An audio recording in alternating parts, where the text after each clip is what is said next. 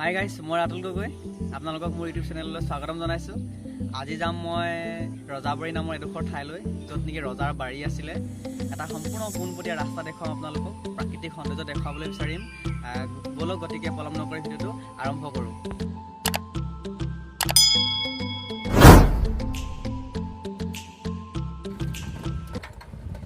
স্বাগতম বন্ধুসকল, মই ৰাতুল গগৈ।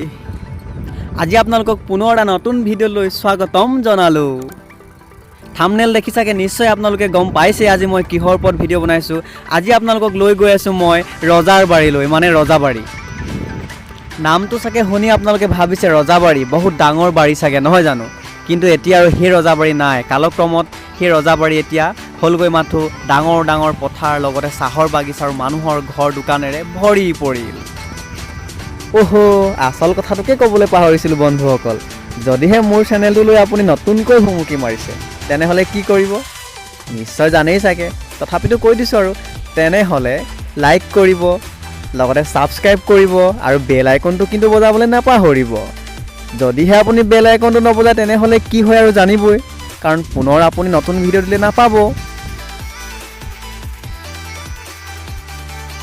কিমাননো আৰু বন্ধুসকল ঘৰতে সোমাই থাকিম, লকডাউন যদিও, কাৰণ 40 দিন পাৰ হৈ গৈছে ইতিমধ্যে, নহয় জানো? তাৰ মাজতে আৰু অকণমান ওলাই আপোনালোককো মনোৰঞ্জন দিবলৈ চেষ্টা কৰিছোঁ, লগতে মোৰো অকণমান ওলাই অহা হৈছে, ভাল লাগিছে মনটো অকণমান। ৰজাবাৰীখনটো দেখুৱামেই বন্ধুসকল। ৰজাবাৰীৰ লগতে আৰু বহুত কিবা কিবি চাবলৈ পাব, কাৰণ ৰজাৰ বাৰী বোলা বস্তুটোৰ নামেই সুকীয়া দিয়কচোন। এই ৰাস্তাটোৱেদি মোৰ আহিলে এটা কথাই মনলৈ আহে বন্ধুসকল, কি জানেনে? ইমান এটা পোনপটীয়া ৰাস্তা, নআলি লগতে গড়ালি সংযোগ কৰিছে। এইটো বাৰু কিহৰ কাৰণে বনোৱা হৈছিল?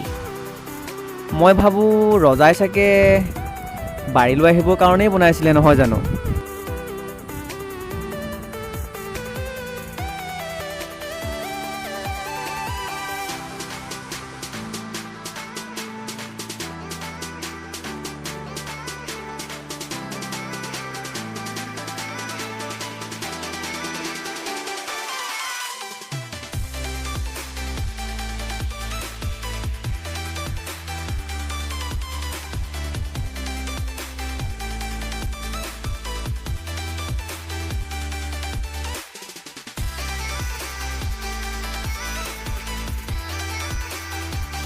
আপোনালোকক বন্ধুসকল লৈ গৈ আছোঁ এতিয়া ৰজাবাৰী চাৰিআলিলৈ।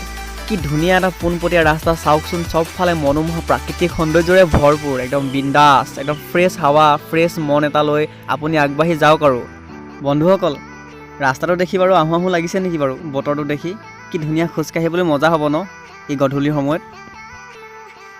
যদিহে সঁচাই ভাল লাগিছে কিন্তু কমেণ্ট এটা কৰিব দেই, কমেণ্টটো কৰিবলৈ নাপাহৰিব। আপোনালোকে যদি কমেণ্টটো কৰে বহুত ভাল লাগে মনটো।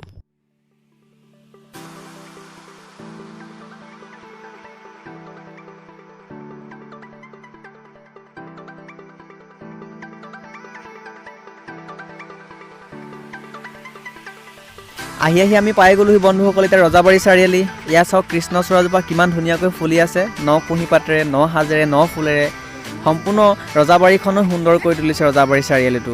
ৰজাবাৰী চাৰিআলি একদম মেইন মূল দুৱাৰতেই এই গছজোপা থিয় হৈ আছে আপোনালোকক অভিনন্দন জনাবৰ কাৰণে। এয়া ৰজাবাৰী চাৰিআলি, লগতে এইখন সাপ্তাহিক বজাৰ দেখিছে আপোনালোকে। শনিবাৰ দিনটোত ইয়াতে বহে আমাৰ বজাৰ, বহুত ডাঙৰ বজাৰ বহে ইয়াতে।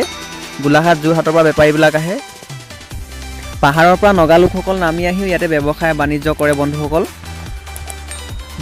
আপোনালোকক লৈ আহিছোঁ এয়া পাহাৰৰ দিশেৰে, আপোনালোকে চাই থাকক। এয়া সোঁহাতেৰে দেখিছে ডন বস্কো এখন স্কুল আছে, ডন বস্কো স্কুলৰ এয়া হোষ্টেল। তাৰপিছতে আপোনালোকক দেখুৱাম এতিয়া উপাসনা কৰা গৃহটো, মানে তেওঁলোকৰ যীশু খ্ৰীষ্টানৰ। এয়া চাওক উপাসনা কৰা গৃহ, এয়া দেখিছে আপোনালোকে, ইয়াতে প্ৰাৰ্থনা কৰে। লগতে এইখন ডন বস্কো স্কুলৰ গেটখন হয়। এয়া চাওক ৰজাবাৰী বৰহুলা লিখা আছে। আপোনালোকে ৰাস্তাৰ কাষত এয়া গছবিলাকত কিছুমান বেনাৰ দেখিছে, আপোনালোকে এয়া এই বেনাৰকেইখন কিন্তু চাবলৈ নাপাহৰিব। অকণমান ভিডিঅ'টো ৰখাই হ'লেও চাবলৈ চেষ্টা কৰিব, মানে ইয়াতে যীশু খ্ৰীষ্টান ধৰ্মাৱলম্বী লোকে বসবাস কৰে, সেইকাৰণে ইয়াত যীশুৰ কিছুমান অমৃত বাণী মানে সুন্দৰ ৰূপত প্ৰতিফলিত কৰিছে তেওঁলোকে। আহি নাগালেণ্ড সোমাইছোঁহি, আৰু 100 মিটাৰমান আছে আৰু পামগৈ। একদম পূৰা আপত চলাই আহিছোঁ চাইকেল, বহুত ভাগৰ লাগিছে। কাৰণ ওখ হৈ আহিছে, অসমৰ ভৈয়ামৰ মাটি শেষ হৈ আহিছে ইতিমধ্যে। নাগালেণ্ড সোমাইছোঁ, পূৰা সম্পূৰ্ণ ওখ, সেইকাৰণে কষ্ট হৈছে, বহুত দূৰ ধৰে। যাওঁতে কিন্তু বহুত ধুনীয়া চলিব চাইকেল, যাওঁতে পেটেল নপকালেও হ'ব। লকডাউন সকলো ঠাণ্ডা হৈ আছে। এয়া চাওক আৰু বেছিকণ নাই।